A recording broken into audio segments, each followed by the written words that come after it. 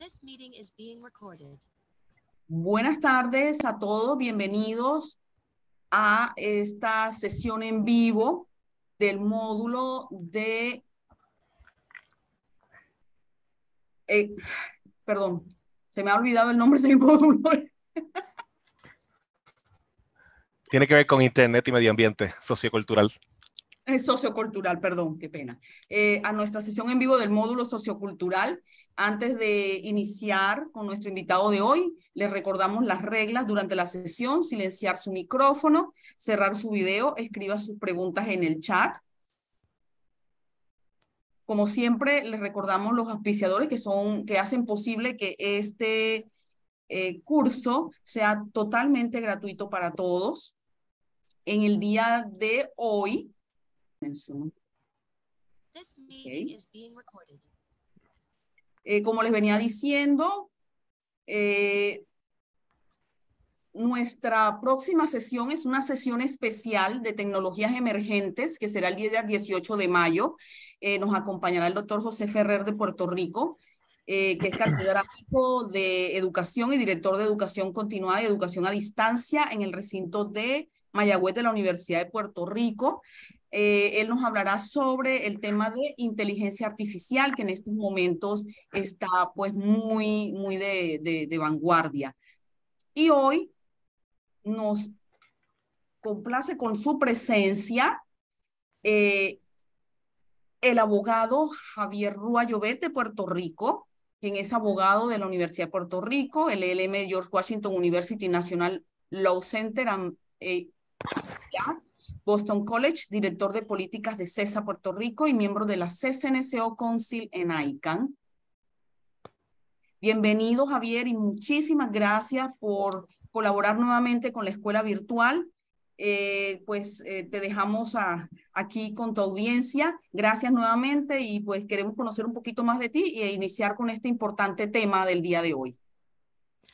Gracias, Lilian y Beth. Un abrazo, un saludo desde Puerto Rico a todas y todos, que creo que somos mayormente mujeres aquí, excepto yo, quizás alguien más. Gracias por la presentación, Lilian. Hoy estaremos hablando del tema de Internet y cambio climático, un poco lo que justifica el atrevimiento de que yo hable sobre esto, lo que justifica, digamos, en mi trasfondo profesional, que justifica que yo tenga algo que decir en esto, es que yo he sido funcionario público la mayor parte de mi vida en Puerto Rico. Inicialmente mis funciones eran justamente en temas de medio ambiente. Yo fui subsecretario en Puerto Rico de una agencia que se llama el Departamento de Recursos Naturales y Ambientales, y después fui presidente de otra entidad que se llama la Junta de Calidad Ambiental, ambas muy asociadas al tema, obviamente, medioambiental.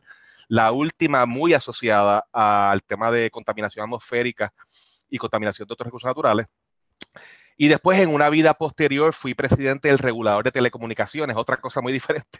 Y en el tema de regulación de telecomunicaciones fue que entré justamente en contacto directo con el tema de Internet.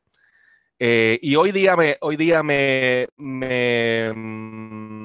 enfoco en mi función profesional como abogado en temas de política pública, muy enfocado en el tema de políticas públicas de energía renovable. Energías renovables como energía solar, etcétera. Y nada, conozco a Lilian, la colega Lilian Ibet, por el mundo de gobernanza de Internet en ICANN, que ya también es una stakeholder destacada en ICANN. Con eso dicho, somos poquitos, quizás quienes nos acompañan se pueden presentar rápidamente y de dónde nos acompañan rápidamente. Quizás empezando por Cristina, que te veo ahí. Cristina Rieta. Saludos, ¿cómo estamos? Es Cristina Rieta, saludos a ambos. Rúa, nos conocimos también allá en noviembre o en octubre, en la universidad ya con Alfredo y Eduardo Díaz. Así que un placer, de Puerto Rico, y aquí estamos también aventurando en estos temas y tengo Instituto para el Desarrollo Humano. Un placer a todos. Super. Bienvenida.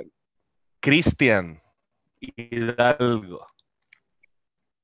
Hola, buenas tardes. Cristian Hidalgo, de Costa Rica, de Sulabatsu, Organización de Sociedad Civil, también parte de ISOC, y un gusto estar por acá. Un Gracias. saludo, Cristian. De hecho, mi entrada al mundo de gobernanza de Internet tuvo mucho que ver con Costa Rica, al amigo Carlos Raúl Gutiérrez, que él fue comisionado del regulador de telecomunicaciones en Costa Rica y era un stakeholder importantísimo en ICANN y lo sigue siendo. Y él fue el que me enseñó un poco de este mundo. Así que Costa Rica, muy importante para mí. Nubia, Carlos Raúl y yo seguimos ¿lo siendo parte conoces? del capítulo de ISOC de Costa Rica, de hecho. Pues Carlos Raúl es mi pana, se lo puedes decir. Mándale saludos. Nubia.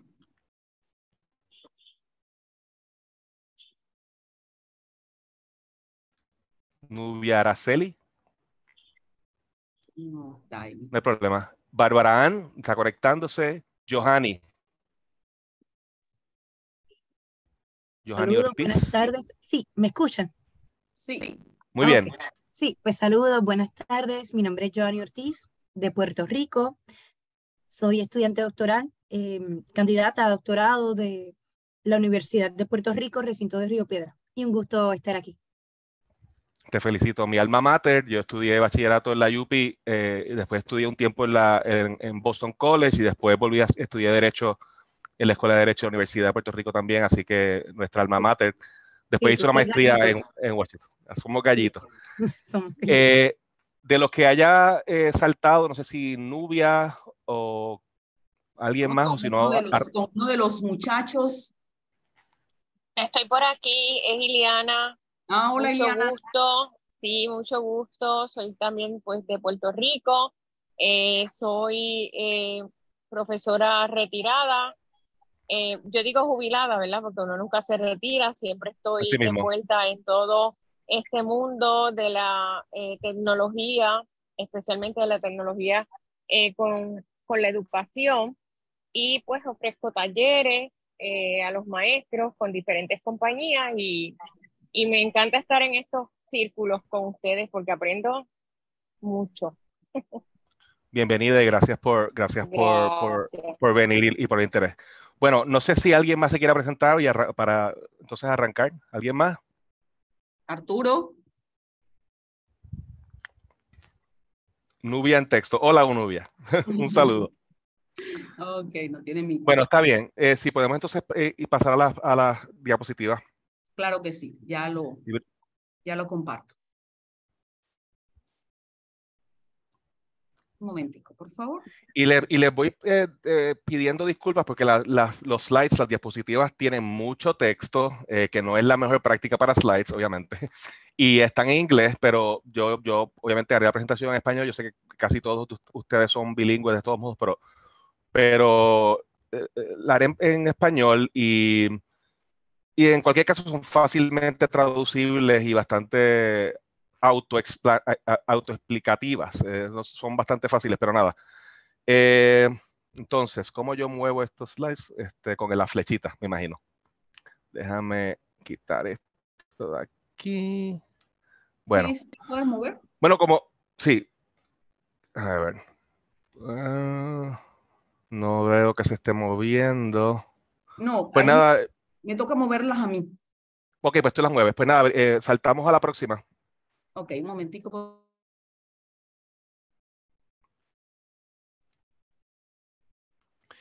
Nada, como demuestra esta que está, la anterior. Te puedes quedar en esa. Como demostraba la anterior o esta misma, te puedes quedar en esta. El tema es Internet y medio ambiente y a medida de presentación o digamos, entrada al tema.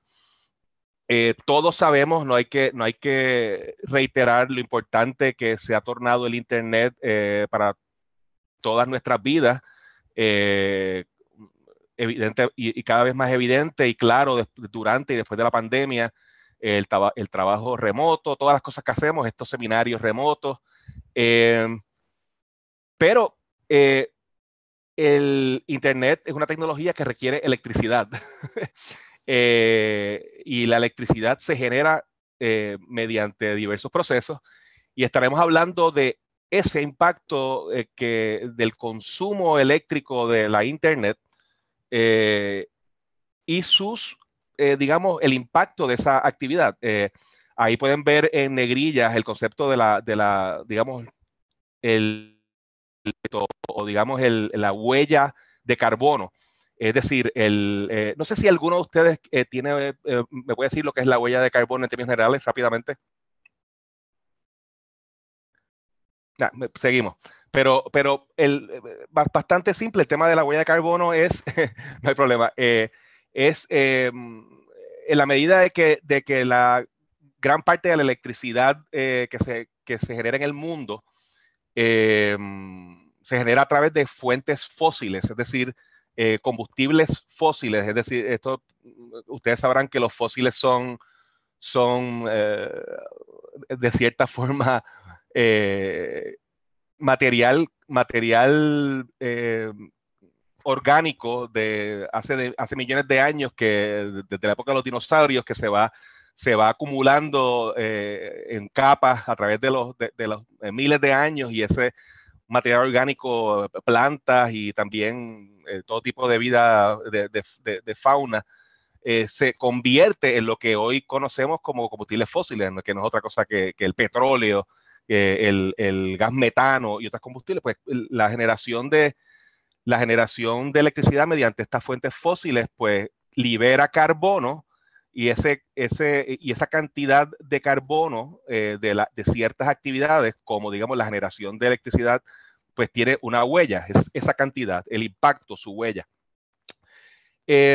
Otro tema que estaremos hablando es sobre el cambio climático. Ustedes habrán escuchado muchas veces sobre el cambio climático. Aquí en negrilla yo enfatizo el cambio climático antropogénico, es decir, el cambio climático causado por la especie humana, por nuestra especie. Es muy asociado, según la data científica, no controvertible hoy día por la acumulación de data, muy atribuible ese cambio climático antropogénico causado por nosotros a la acumulación en la atmósfera de las emisiones de estas actividades de generación de electricidad y otras actividades como el transporte. Estos gases que se emiten por la quema de combustibles fósiles y otras actividades humanas se llaman pues, gases de invernadero. Estos gases son el dióxido de carbono, el CO2, que es la molécula, el gas que nosotros expiramos al respirar. Es una molécula que se expide cuando se quema cualquier cosa. Y otros gases de invernadero, como el gas metano y otras moléculas como el óxido nitroso. Estos compuestos, estos gases liberados por combustión y otras actividades humanas, se les llama gases de invernadero, greenhouse gases, porque tienen el efecto de, cuando se van acumulando en la atmósfera, operan como una especie de espejo unidireccional que permite que la luz solar entre al planeta, pero cuando rebota desde la superficie de la Tierra y choca de nuevo con esos gases de la atmósfera, se queda rebotando dentro de nuestra atmósfera y no se expide al espacio, calentando progresivamente nuestro planeta. Y este efecto se llama el efecto de invernadero, que es asociado a este cambio climático antropogénico, que este cambio climático antropogénico ha estado calentando nuestro planeta progresivamente desde el inicio, y esto es muy medible, de la revolución industrial, cuando empezamos a quemar a gran escala combustibles fósiles para múltiples actividades humanas, manufactura, todo tipo de actividad humana, hoy día transporte y generación eléctrica. Y es muy importante porque lo que nos dice la ciencia es que no estamos en buen camino. El calentamiento global y el efecto de invernadero y el calentamiento global, que es su efecto, estamos acercándonos a un punto de no retorno en donde si pasamos el punto de 1.5 grados Celsius promedio en temperatura comparada a la época preindustrial, antes de la revolución industrial, que más o menos siglo XVIII, estaremos viendo cada vez mayores efectos muy detrimentales a la vida humana. Próximo slide. No, quédate en el anterior. Aumento en ciclones, por ejemplo, que los ciclones como los huracanes o los tifones están muy asociados al calentamiento oceánico. Aumento en nivel del mar, o sea que eso pone en peligro toda la infraestructura costera de los países. Hay países completos que son de baja elevación que desaparecen con el aumento del nivel del mar. Así que esta es la problemática. Próxima diapositiva. Y como dijimos, pues el Internet requiere electricidad. El Internet tiene una capa física. El Internet tiene diversas capas. Tú tienes una capa de software, una capa de programación, que es, digamos, por ejemplo, lo que ocurre en ICANN, que solo pues todo el software que tiene que ver con el sistema de nombres de dominio y cómo los websites negocian entre sí para interconectarse, etcétera. Esa es digamos, una capa de software. Pero el Internet, como infraestructura física, pues tiene montones de aparatos que consumen electricidad. Y esto, yo sé que no está muy sofisticado el dibujito aquí, pero esto es una idea. Son pues, los puntos de interconexión, los data centers, infraestructuras de Internet de diversos tipos, satelital o por cable o por líneas eléctricas. Todo esto requiere electricidad y grandes cantidades de electricidad mientras el Internet va creciendo. Y justamente esa electricidad, pues si proviene de fuentes fósiles sucias, pues tiene un gran impacto de huella de carbono y consecuentemente impacto de aceleración del cambio climático. Próxima.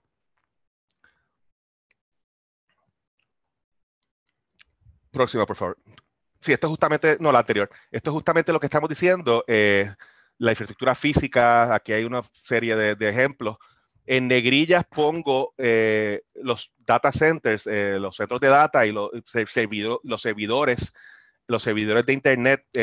Veremos más durante esta presentación que los data centers y los servidores son infraestructuras que utilizan mucha electricidad. Mucha capacidad de computación, todas estas cosas se calientan, requieren después de medidas de enfriamiento y pues requieren mucha electricidad, así que estaremos hablando bastante de data centers. Próxima. O sea, esto es un poco de lo mismo. El Internet el Internet global, pues uno puede tener también, uno tiene aparatos locales, pero también el Internet es un fenómeno global. Así que a través de todo el mundo están estos servidores, por ejemplo, ICANN, que es la entidad transnacional que maneja la política pública del sistema de nombres de dominio, pues tiene servidores por todo el mundo para ese tema, pero todas las compañías de telecomunicaciones, servidores por todo el mundo, todas esas líneas son cables submarinos que pues, están por todo el mundo conectándonos a todos, pues todas estas actividades requieren electricidad para ocurrir, algunas más que otras. Esos cables submarinos iniciales del siglo pasado, digamos, de cobre, esos son menos eficientes que los modernos de fibra óptica. Transmitir por cobre requiere más electricidad que transmitir por fibra óptica, pero todo requiere algún grado de electricidad. Próxima. Y esto es lo que estábamos hablando del impacto aquí CC es cambio climático. Las consecuencias del cambio climático son realmente existenciales. Impactos a la vida humana, a la salud humana, aumentos en incendios forestales, sequías extendidas, impactos agrícolas, blanqueamiento de corales, pérdida de biodiversidad, múltiples efectos. Muchos de nosotros aquí en esta llamada de Puerto Rico vimos directamente el impacto de un huracán tropical que se llama el huracán María en el 2017, un super huracán que categoría 5 en la escala que mide intensidad de huracanes, esa es la escala Saffir-Simpson. Los huracanes categoría 5 se supone que son una rareza, pero se están convirtiendo en el new normal, cada vez más digamos, normales, cada vez más frecuentes, con una capacidad destructiva brutal. Puerto Rico fue totalmente arrasado en el 2017 por el huracán María. Y como dije antes, la razón de estos huracanes, huracanes es como se les llama acá en el hemisferio, en el Atlántico, se llama tifones en el Pacífico, pero es el mismo fenómeno. Digamos, el combustible de esas tormentas es el calentamiento de la superficie oceánica. Y pues el océano es uno de nuestros radiadores de calor o absorbentes de calor. El océano es importantísimo para regular la temperatura global, pero ha estado calentándose con el cambio climático también y el efecto invernadero, y eso pues, hace que los huracanes y los tifones sean más poderosos. Pero otro efecto que mencionamos brevemente al principio es que este calentamiento global planetario tiene un efecto también de calentar, obviamente es planetario, todo el planeta calienta los polos, polo norte, polo sur, y se va perdiendo la superficie ártica y antártica de hielo permanente. Ese hielo se derrite, ese hielo pues, se derrite hacia el océano y va aumentando paulatinamente los niveles promedios oceánicos globales. Y eso pues, es realmente existencial directamente para algunas naciones completas que son naciones sin elevación, como las islas, digamos, las islas Seychelles en el Pacífico, que tienen muy poca elevación, que seguramente desaparecerán en los próximos 50 años. En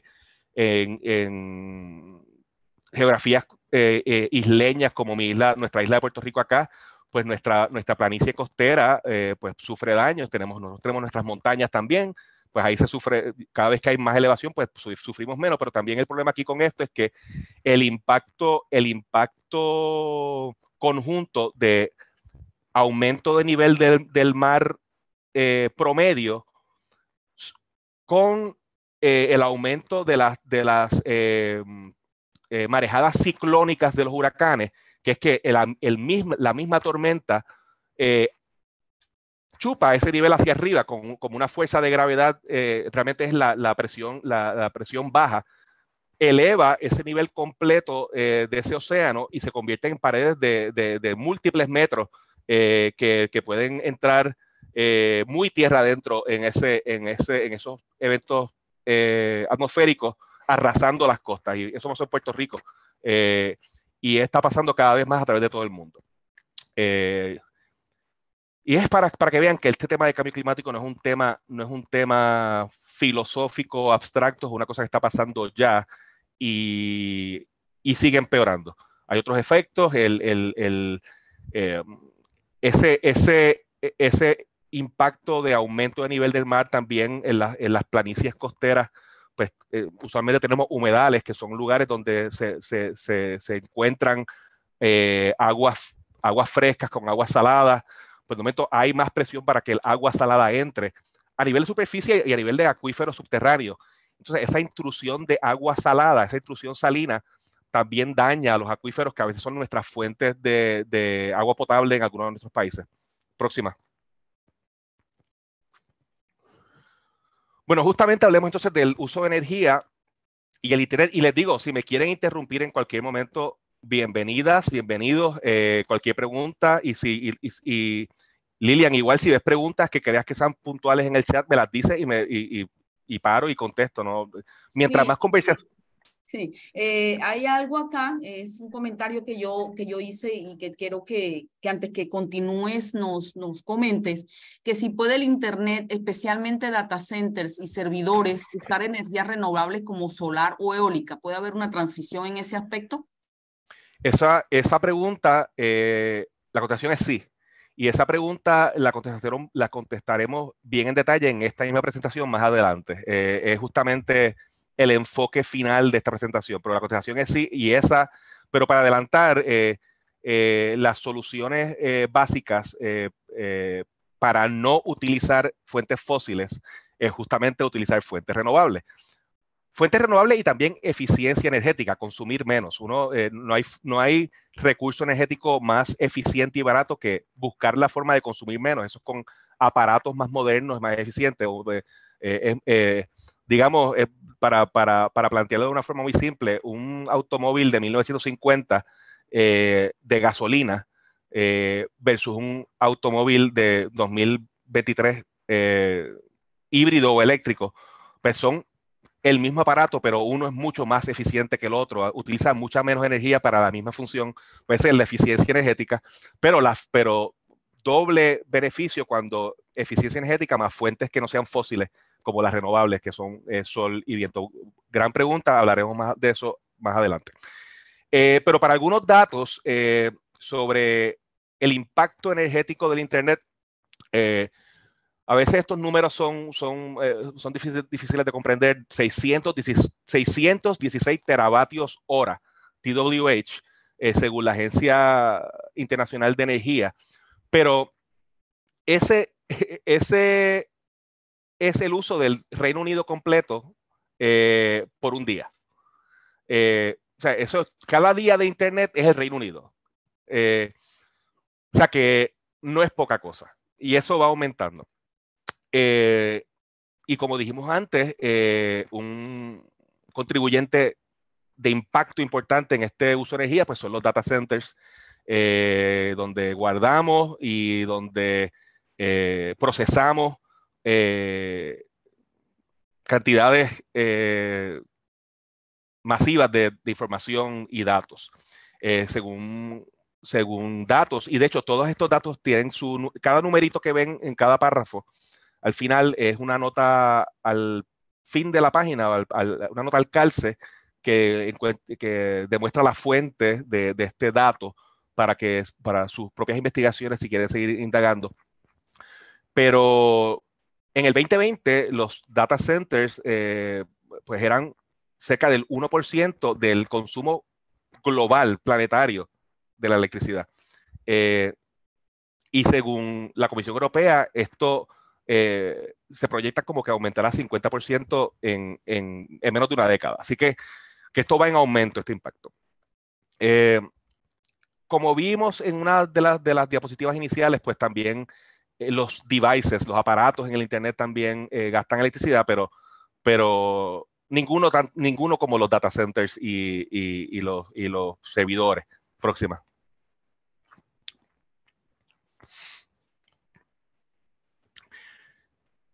Esto un poco lo mencionamos ya. El consumo energético del Internet tiene una huella de carbono significativa por el uso de fuentes fósiles para generación eléctrica, que se estima cerca del 4% de las emisiones de gases de invernadero en el 2020. Gases de invernadero, recuerden, dióxido de carbono, gas metano, que a veces le dicen gas natural. Yo no me gusta decirle gas natural porque gas natural parece como un marketing. Es gas metano. Y esas emisiones puramente de gases de invernadero es similar a las emisiones de toda la industria de aviación, de todos los jets que viajan de punto a punto. Que de hecho, en esta discusión sobre el tema de Internet, a veces también traemos el tema de la aviación, porque como ustedes saben, en este mundo de gobernanza de Internet, nos pasamos viajando de sitio en sitio para reuniones en diferentes partes del globo. Es súper chévere, súper interesante, súper entretenido, pero tenemos un impacto de carbono brutal por nuestros viajes. Y hay que empezar a pensar en formas de cómo mitigar esto. Las industrias lo están pensando, pues, obviamente con naves más eficientes. Es difícil todavía hoy viajes transatlánticos con aviones eléctricos o viajes muy largos con aviones eléctricos, pero las máquinas son cada vez más eficientes. También hay otros mecanismos para tratar de moral o cuasi legalmente mitigar esos impactos mediante pagos adicionales en los tickets para que planten árboles en otros lugares para un poco mitigar esos impactos, porque los árboles, como ustedes saben, son le llaman carbon sinks. Los árboles son al revés que los seres humanos. Los árboles respiran dióxido de carbono y expiran oxígeno y otros.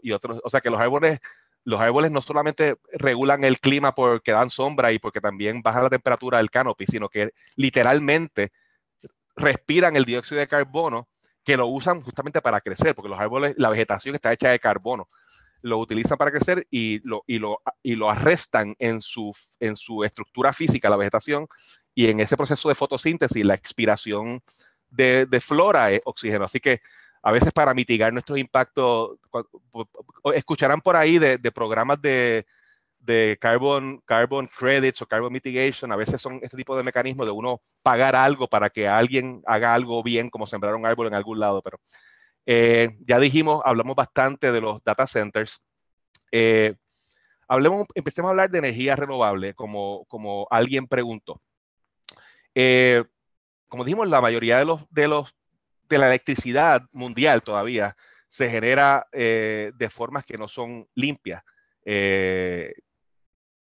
Gas metano, petróleo. En Puerto Rico tenemos mucha generación con un combustible muy sucio, diesel bunker C, que es particularmente sucio.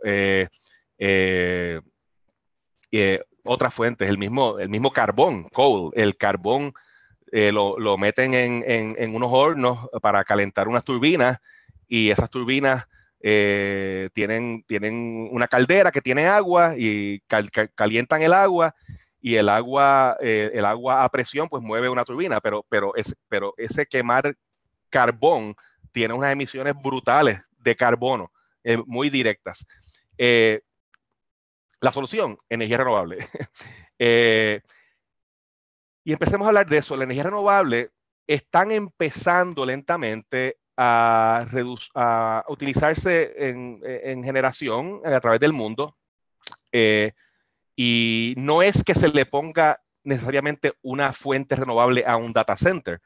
Es que en la medida, o sea, por ejemplo, pudiese ser que tú tengas un data center que físicamente es un edificio que en el techo tiene paneles solares, pero normalmente a lo que nos referimos es que poco a poco algunos países están cambiando su cartera nacional de generación para transicionar de fuentes fósiles a fuentes más limpias, como los renovables. Hay otras fuentes renovables que algunos de nuestros países siempre han utilizado. Costa Rica, tenemos un compañero de Costa Rica aquí. Costa Rica es muy, muy renovable por hidroeléctrica. Tiene gran recurso hídrico, grandes represas. Esto es una fuente renovable porque no tiene impacto de emisiones. Es simplemente utilizando la energía cinética, el movimiento de esta agua que se mueve por gravedad. Abres una compuerta, eso baja, eso mueve una turbina y la turbina genera electricidad. Y hay momentos en que Costa Rica ha sido 100% renovable, fundamentalmente con energía hídrica, hidroeléctrica. Puerto Rico teníamos un poquito de hidroeléctrico, ahora tenemos menos que antes. Pero hay otros países que han hecho transiciones importantes. Alemania, muchos países europeos han hecho transiciones muy rápidas de fuentes sucias de fuentes fósiles a fuentes renovables. Y pues en la medida que eso pasa a nivel nacional, pues entonces la energía que está utilizando un data center que esté en esa jurisdicción, en ese país, pues es limpia. Y si de paso, además de eso, el mismo data center le ponen paneles solares, pues mejor todavía. Pero ya vemos aquí un dato que en el 2015, 16% de la energía utilizada por data centers ya empezaba a ser renovable, y 23% en el 2020. Si toda la industria de tecnologías de información y comunicación, digamos ahí, no solamente el tema de Internet, sino telecomunicaciones, todos los temas adyacentes al tema de Internet y telecomunicaciones, utilizaran fuentes no renovables, es decir, fuentes fósiles. La huella de carbón de toda esa actividad de telecomunicaciones y comunicaciones y tecnologías de comunicación e información empezaría a acercarse al 6% de las emisiones de carbono del mundo al 2025. Sin embargo, si toda la electricidad consumida por el sector de tecnologías de comunicación e información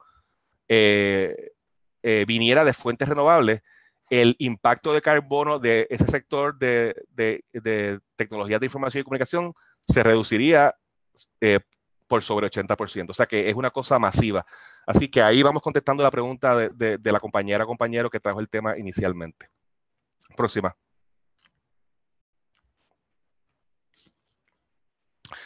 Y un poco adelantamos el tema.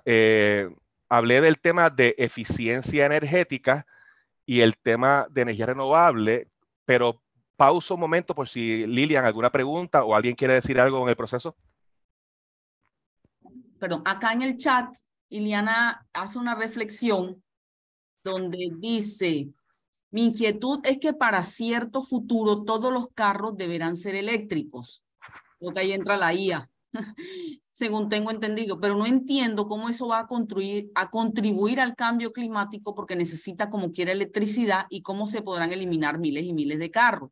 Lo otro es lo caro que es para el pobre contribuir o hacer una transición a una energía limpia en su propia casa, obviamente. Ella me dice que en Colombia hay un sector que todo es con energía renovable, que fue posible con empresas. Yo dije, sí, es una alianza entre empresas y gobiernos que hizo posible que ciertos sectores esté usando energías renovables como la solar y la eólica. Entonces, ¿cómo Sí. ves la cuestión del gasto con los eléctricos? Muy buenas preguntas. Pues número uno, el tema de autos eléctricos es un tema inexorable, imparable. Eso viene. Usualmente la crítica la electrificación, el sector de transportación es un gran contribuyente de gases de contaminación y gases de invernadero. ¿Por qué? Porque la mayoría de nuestra transportación, excepto algunos sectores de transportación masiva como trenes, etcétera, son mayormente pues medios de combustión, medios de transporte de combustión interna, queman gasolina. Pues el impacto, no tengo el dato aquí, pero el impacto de la transportación mediante automóviles y motocicletas, pues es el segundo contribuyente más grande de gases de invernadero, de carbono, después de la generación eléctrica. O sea, mundialmente, generación eléctrica, transporte. Hay una crítica que se hace, pero ¿cómo es que los carros eléctricos mejoran eso? Porque si pues puede que sean eléctricos, que no tengan emisiones como tal a la hora de que no queman nada, pero tienen que sacar electricidad. Así que si sacan electricidad de la red y la red es sucia, pues lo que están haciendo es transfiriendo ese impacto de carbono a la planta generatriz. Pero lo que dicen los estudios es que incluso en sociedades con redes eléctricas muy sucias, por ejemplo, o sea, y sucia me refiero a que sean fundamentalmente basadas en fuentes fósiles, el impacto de los carros eléctricos siempre es menor que el impacto del carro eléctrico. Es decir, un auto eléctrico que cargue de una red eléctrica, aunque esa red eléctrica genere toda electricidad con carbón literalmente, el impacto neto al final es menos emisiones atmosféricas. Claro, eso no es lo óptimo. Lo óptimo es que el carro eléctrico cargue de fuentes renovables. Ese es el impacto positivo total. Pero incluso el punto que quiero hacer es que incluso en sociedades que no han hecho transiciones a fuentes renovables, es muy medible y puedo buscar el dato después y la fuente, pero que la transición a autos eléctricos es un beneficio neto a la calidad atmosférica y la salud humana. En el tema que se planteó de costos, interesante, los costos, digamos, comparando naranjas con naranjas, Puerto Rico decimos chinas con chinas, pero naranjas con naranjas, la energía solar es hoy por hoy la energía más barata en el mundo. Generar con energía solar pues es algo una finca solar de gran escala puede generar, qué sé yo, a 8 centavos por kilovatio hora de construir, etcétera, mientras y no tiene impactos ambientales, así que no tiene costos de multas por contaminación. O sea, es la más barata en ese contexto. Tiene un costo para construirla, pero es la más barata en ese contexto. Y su fuente, que es el sol, es gratis. En las diversas otros tipos de plantas tienes que construir la planta generatriz y procurar comprar combustible. Entonces, una cosa como toda la economía de carbón es tan cara, muchas de nuestras sociedades para bajar ese costo lo que han hecho es subsidiar muchísimo las operaciones fósiles. Algunas, otras se han movido a ponerle costos. Las sociedades europeas ahora están poniéndole altos impuestos a las fuentes fósiles. Pero si no hubiesen distorsiones de mercado de subsidios, no hay duda que la fuente más barata hoy es el sol.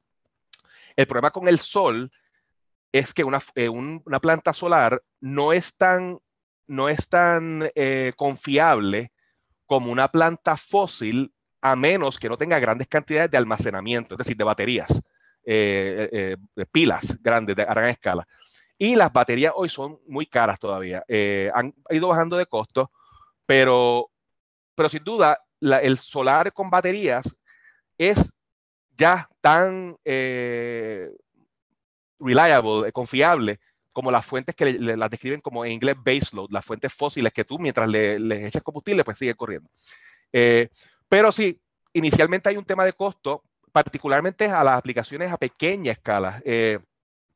Siempre hay más economías de escala cuando haces grandes cosas, grandes fincas solares, grandes fincas eólicas. Eólicas son le dicen molinos, pero no están moliendo nada, siempre son aerogeneradores. Particularmente los que se ubican en el océano son muy, muy, muy eficientes, pero tienen un costo inicial para construir. Pero estos grandes emplazamientos, pues, por economías de escala, tienen un costo mucho más barato que hacer una pequeña cosa en tu casa. Pero todo es relativo. En Puerto Rico, por ejemplo, la energía eléctrica de la red nacional, que aquí el operador actual se llama Luma. La luz de la red es muy cara, porque primero no está subsidiada, no se subsidia, así que no se le rebaja artificialmente el costo como algunas sociedades,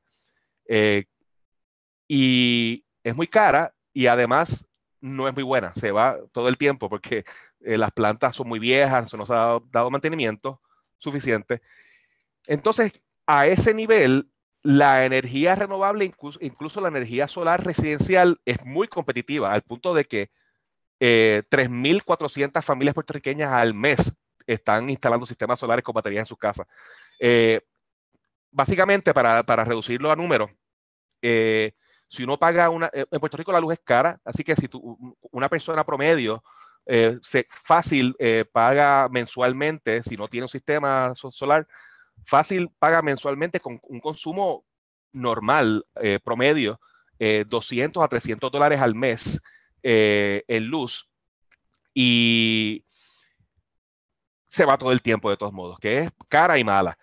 Pues en Puerto Rico, por ejemplo, como hay múltiples fuentes de financiamiento, compañías privadas que básicamente ofrecen estos sistemas, y el consumidor acaba pagando más o menos lo mismo que le pagaba a la red nacional, a Luma, en un arrendamiento solar o en un préstamo con una batería. Entonces, digamos, si pagaban $250 a Luma, pues acaban pagándole al Luma. Luma es el utility, a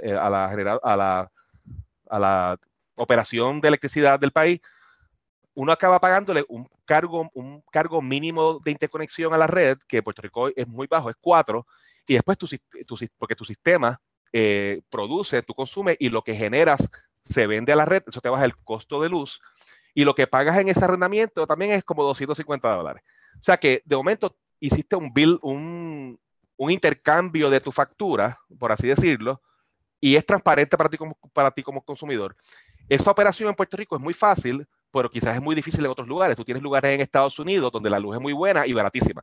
Pero tú tienes, qué sé yo, estado X, que tiene generación hace una década construyó una planta nuclear que aunque las plantas nucleares son carísimas de construir, una vez son carísimas y muy difíciles, y tienen también, si hay un problema, pueden ser mortales y los accidentes son brutales, pero si una planta nuclear bien mantenida, y cada vez hay menos, a la larga acaba produciendo electricidad de forma muy eficiente y muy barata, y hay algunos estados que tienen electricidad pues a 5 centavos.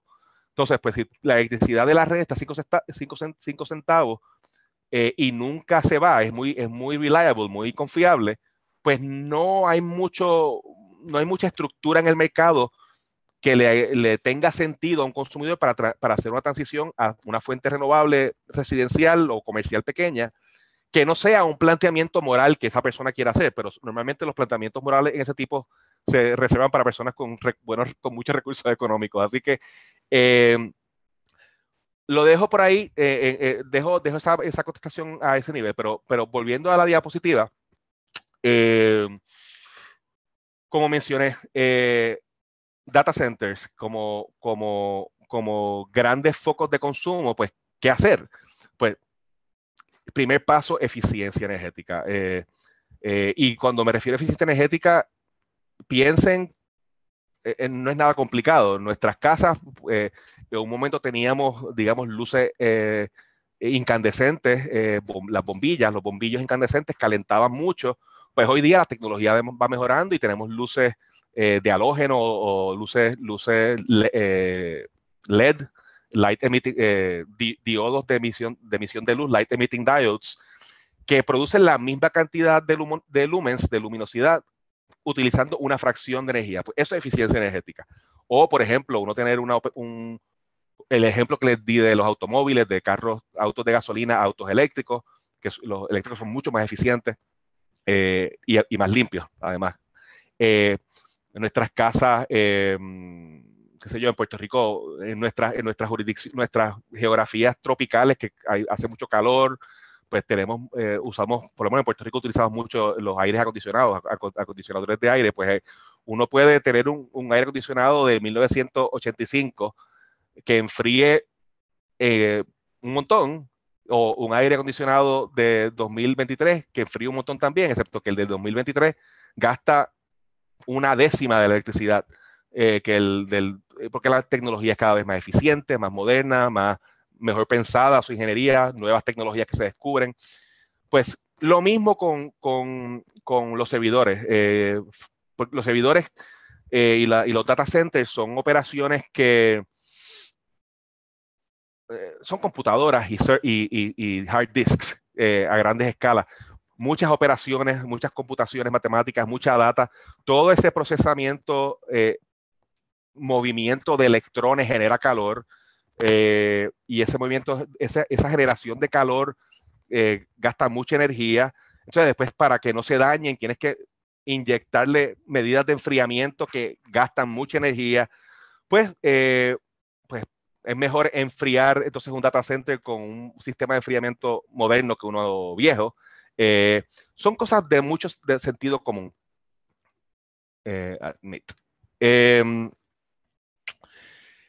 Hay otras cosas que no son necesariamente devices que se van mejorando. No es necesariamente que un procesador, una computadora en un data center sea igual de rápido utilizando menos energía. Ese es un mejoramiento del device. También hay temas de software que son más eficientes, hacen la misma cantidad de operaciones o mejores de forma más eficiente, consumen menos energía, como la computación en la nube, presumiendo que ese server en la nube es eficiente. Es mucho más eficiente hacer cosas centralizadas eficientes que muchas cosas ineficientes. Pero también pueden haber muchas cosas distribuidas más eficientes que un server en la nube mal manejado. O sea, eso no es una operación 1 a 1 siempre, pero es un tema bastante de sentido común. Muy reducible a mejor tecnología moderna que utilice menos electricidad para la misma operación o para una mejor operación. Y lo que dijimos antes, asegurarse que la fuente de electricidad ya, digamos, reducida por las medidas de eficiencia energética, la fuente que se use para esa necesidad energética sea una fuente limpia. Fundamentalmente energía solar, y cuando me refiero a energía solar, fundamentalmente fotovoltaica, que es decir, que son las placas solares de silicio que los electrones, los fotones del sol chocan con ese silicio y por unas razones que no viene al caso, crean unas corrientes de electrones y eso, pues, eso genera electricidad. O la eólica, la energía de viento que pues ustedes han visto por ahí, son los llamados molinos que no muelen nada, son aerogeneradores que a veces son muy buenos y a veces no, depende de la ubicación. Son muy buenos usualmente en lugares, en altas elevaciones o en lugares no interrumpidos como el océano y en algunos lugares muy particulares del mar. Hay lugares que no. Eso es esa es la solución. Y hay compañías, y no tengo la fuente ahí, pero hay compañías que todos conocemos, las grandes de Internet, Google, Facebook, Apple y otras, que por razones de políticas públicas de ESR, de Environmental Social Responsibility, responsabilidad social, medioambiental, acciones básicamente de relaciones públicas y de mejoramiento de imagen corporativo, han hecho grandes compromisos de pues, energizar sus actividades con fuentes renovables y algunas han avanzado muchísimo. Google particularmente. De hecho, Google tiene una división de microredes solares muy interesante.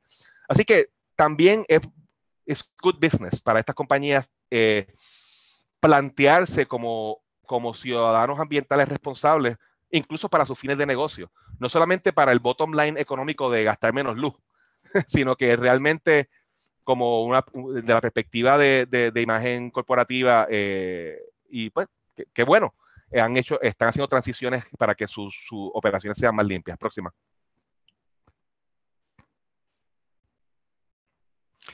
Creo que lo hemos dicho todo. El Internet, si produces energía con fuentes fósiles, equivale a un impacto, una huella de carbono, empeorando el cambio climático, una transición sustancial a fuentes renovables y a eficiencia energética, definitivamente reduce esa huella de carbono, es decir, esas emisiones de gases que tienen carbón, que tienen el efecto invernadero, dióxido de carbono, gas metano y otros. Esa transición, en la medida que avancemos, va mitigando ese impacto de aceleramiento del cambio climático. No quiere decir que lo frene. Vimos en las primeras diapositivas que no estamos bien encaminados para no chocar contra esa pared de 1.5 grados Celsius que tiene unos impactos muy serios globales. Pero sin duda, tomando acciones individuales y colectivas, todos podemos tener un impacto y yo creo que este seminario es parte de eso, empezar a hablar de los temas, empezar a entenderlos y empezar a aplicarlo en nuestras vidas y en nuestros países, en nuestras sociedades, a nivel local y a nivel colectivo, a nivel nacional. Así que no sé si tengo algo más después, no recuerdo. Mira si hay otra diapositiva, quizás es simplemente questions. Próxima, a ver. No, sí. Aquí hay 2 slides de las fuentes, tienen los hipervínculos, pueden a través del texto, pues los numeritos pues los siguen y pueden ver las fuentes de los datos que hemos dado. Y nada, vamos a ver si podemos tener alguna. Bueno, ¿alguien me puede decir qué es esta imagen que está ahí y está también en la esquinita de arriba? ¿Alguna idea? ¿Qué puede ser eso? Me recuerda a las clases de física en el colegio que parecían unos protones, unos neutrones. Pues eso sin duda es una serie de átomos, pero son unos átomos, no hay duda.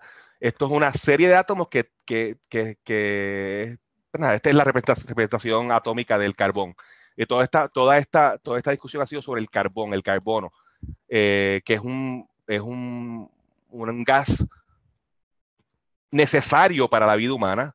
Nosotros somos fundamentalmente criaturas hechas de carbono. We are carbon-based life forms. Somos criaturas basadas en carbono. La flora y fauna del planeta Tierra, la vida orgánica. Si algo es orgánico es porque tiene carbono. Pero a la misma vez nuestras actividades industriales desde el inicio de la revolución industrial han estado liberando carbono atmosférico a unos niveles que ya están fuera de control, y nuestras sociedades están buscando las formas de cómo mitigar eso y tratar de frenarlo. Y esa fue la discusión que tuvimos hoy. Así que, con eso dicho, pues no sé si tenemos más discusión. Sí, de pronto una inquietud que nos puede quedar es, desde tu óptica de experto, ¿cómo ves el panorama de este gasto energético de Internet a futuro, hacia las nuevas generaciones? Pues ¿Se está creando conciencia en el gremio? Bueno, cada vez hay más conciencia y la conciencia es cada vez mejor en las nuevas generaciones. Ya yo no soy de las nuevas generaciones, pero las que nos siguen tienen cada vez más conciencia de estos temas, este tema y otros temas hermanos como reciclaje, reuso, mayor conciencia ambiental. O sea, mi hija, por ejemplo, tiene mucho más conciencia ambiental que yo.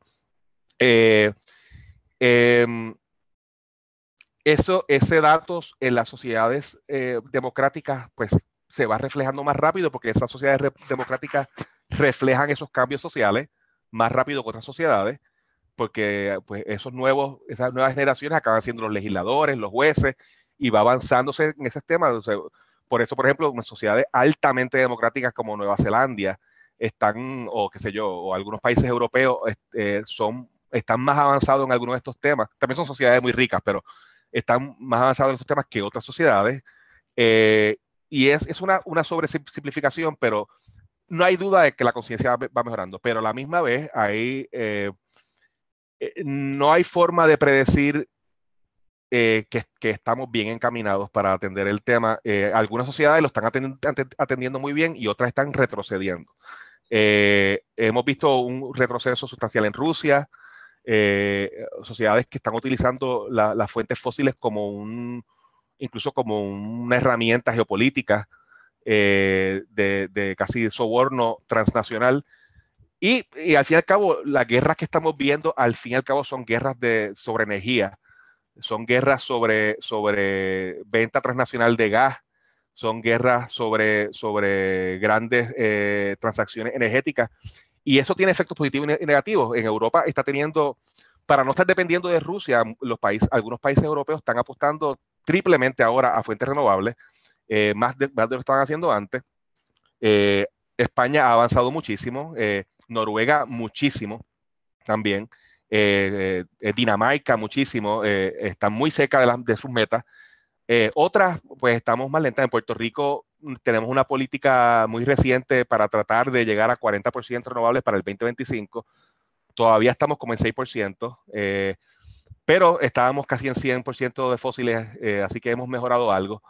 Pero cada sociedad va a su velocidad, pero para poder cumplir con las metas que nos hemos puesto a nivel global, que hay una serie de tratados, ustedes habrán escuchado, el Tratado de París, hay diversos tratados internacionales auspiciados por la ONU, que establecen esta meta de tratar de no llegar a 1.5 grados Celsius promedio de temperatura global mediante compromisos y medidas legislativas y económicas para adoptar renovables, pero quisiera decir que estamos bien encaminados, pero no lo estamos realmente. Bueno, acá Cristóbal pregunta algo, dice, estudios serios y formales sobre la huella de carbón que genera la minería de datos. Sí, no tengo esa fuente, pero sin duda, eso está dentro de digamos, la categoría, pudiese estar dentro de la categoría general que plantea de data centers. Al fin y al cabo, data centers no son otra cosa que grandes computadoras, grandes ordenadores y grandes hard disks, y hacen diversas operaciones. Y algunas operaciones que hacen estos sistemas requieren mucha energía. Por ejemplo, la creación la creación de monedas virtuales, minería de datos para Bitcoin, por ejemplo, requiere unas cantidades brutales de electricidad. No te puedo dar el dato ahora mismo de cuántos teravatios es, pero es una cantidad brutal porque es una gran cantidad de recursos físicos, de servers y de computaciones para lograr ese Bitcoin. O sea, que sí, eso es una realidad. Hay operaciones de computación que requieren más energía que otras, no hay duda. Perfecto, perfecto. ¿Hay alguna otra inquietud que quieran preguntar aprovechando acá a Javier? Porque la verdad que es un tema que es muy interesante, Javier, y que de pronto no éramos muy conscientes. O sea, a veces uno cree que el Internet se maneja por, como decimos acá en la cuestión del tratamiento de agua, por ósmosis inversa. O sea que, o por, sí, así, solo, como que no gasta nada, que no gasta energía, que es como el omnipresente, que está ahí, pero uno no sabe cómo funciona, ni lo que hay detrás. Entonces hoy como No, que yo tampoco sé cómo funciona casi nada, pero la realidad es que nuestra vida moderna del siglo XX, siglo XXI, es una vida sobre tecnología, sobre electrificación. La electricidad ha cambiado nuestras vidas, no solamente para iluminación, es para todo. Entonces, la electricidad como tal es inerte en cuanto al impacto climático, pero la forma de generarla es lo que hace toda la diferencia. Y eso es una cosa que lo vamos aprendiendo. Sí, dice Cristóbal también que si alguien ha hablado de contingencia energética para mantener Internet activo. Sí, eso no era un tema de esta presentación, pero eso es un tema crítico y déjame aterrizarlo. Y traigo el ejemplo de Puerto Rico de nuevo. Puerto Rico, como ustedes saben, como mencioné, en el 2017, pues nos azotó el huracán María, un huracán categoría 5, esa es la categoría más alta en esa escala Saffir-Simpson. Uno de los efectos de ese huracán fue que un apagón total en Puerto Rico. Un apagón total en Puerto Rico que en algunos casos, algunas personas estuvieron sin luz en Puerto Rico un año. Esto no estamos hablando, en las montañas hubo gente que estuvo, en las montañas, el impacto del huracán fue alrededor de 4,000 muertes, pero no fue que murieron por el azote del huracán, fundamentalmente murieron después del huracán durante ese apagón de un año completo. Pues por diferentes razones, desde caerse por falta de luz hasta no poder refrigerar sus alimentos, su medicina, incluso el estrés postraumático, y esto está documentado. Otra cosa que pasó por ese gran apagón es que como el Internet requiere electricidad, pues no había Internet.